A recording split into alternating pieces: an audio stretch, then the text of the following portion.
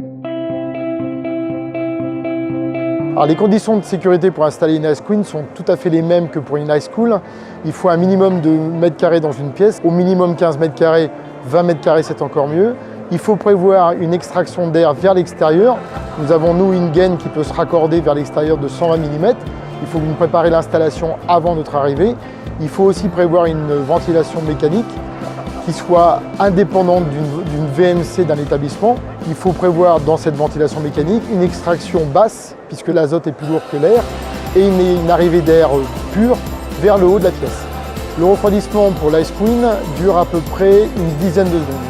La durée d'une séance, c'est de 2 minutes. Les bonbonnes utilisées pour l'Ice Queen sont des bonbonnes dites à col ouvert de 35 litres. C'est ce qu'on appelle de l'azote en vrac.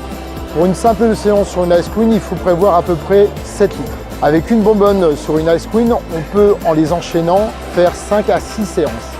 La bonne température pour une cryo efficace, que ce soit pour une Ice Queen ou une Ice Cool, c'est de plafonner entre moins 130 et moins 140 degrés. Il est strictement interdit, comme pour l'Ice Cool, comme pour l'Ice Queen, de laisser un patient tout seul faire une session. La Ice Cool fonctionne avec deux types de bonbonnes. Les bonbonnes pressurisées, des bonbonnes qui peuvent atteindre entre 180 et 230 litres. Et on a aussi ce qu'on appelle les bonbonnes à col ouvert qui font à peu près une quarantaine de litres chacune. Pour le refroidissement de la machine, il faut compter à peu près 3 impulsions de 3 secondes pour atteindre la température de moins 80 ou moins 100 degrés. Il faut à peu près compter entre 5 et 7 litres par séance pour une séance de 3 minutes. Maximum sur la Cool, il faut faire des séances de 3 minutes. Les conditions de sécurité pour installer une Ice Cool sont d'avoir une pièce d'un minimum de 15 mètres carrés, 20 mètres carrés c'est encore mieux. Il faut prévoir une extraction d'air d'un diamètre de 120 mm vers l'extérieur de la pièce.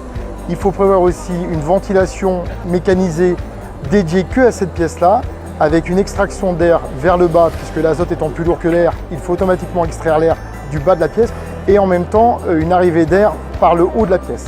Il est strictement interdit de laisser un patient seul dans une cabine. Toutes les séances doivent être pilotées par un référent.